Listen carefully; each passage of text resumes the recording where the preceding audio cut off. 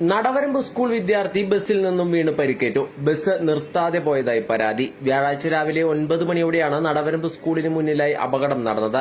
9ാം class വിദ്യാർത്ഥിനിയായ Konathukunnu സ്വദേശി മണിമേൽ വീട്ടിൽ അനന്യയാണ് അപകടത്തിൽപ്പെട്ടത്.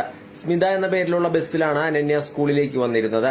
സ്കൂളിന് മുന്നിലുള്ള സ്റ്റോപ്പിൽ ഇറങ്ങാൻ നിൽക്കുന്നതിനിടെ കണ്ടക്ടറുടെ നിർദ്ദേശപ്രകാരം പുറകിലൂടെ വാതിലൂടെ ഇറങ്ങാൻ ശ്രമിക്കുന്നതിനിടെ ബസ് മുന്നോട്ടെടുക്കുകയും അനന്യ പുറത്തേക്ക് വീഴുകയുമായിരുന്നെന്ന് അനന്യ പറയുന്നു.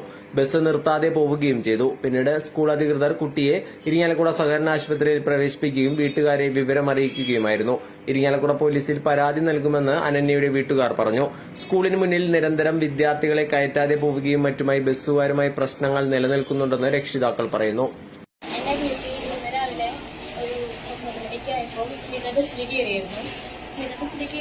അവരോട് പറഞ്ഞു ബാക്കിൽ കൂടെ ഇറങ്ങാൻ പറഞ്ഞു. അപ്പോ അവര് ബാക്കിൽ കൂടെ ഇറങ്ങിയപ്പോ 2 അമ്മമാര് വരുന്നുണ്ടായിരുന്നു. അപ്പൊ അവളൊരു കാലെടുത്തിട്ട് വെച്ചു. ആ കാലെടുത്ത് വെക്കുമ്പോഴത്തേക്കും ബസ് വിട്ടു അവള് തെറിച്ചു വീണു. അപ്പോ ബസ് എന്നിട്ട് നിർത്താണ്ട് പോവുകയും ചെയ്തു. ഇപ്പൊ അവള് ഹോസ്പിറ്റലിലാണ്. ഹോസ്പിറ്റലിൽ ഞങ്ങൾക്ക് ടീച്ചർമാരെ കൊണ്ടുവന്നതാണ് അവളെ.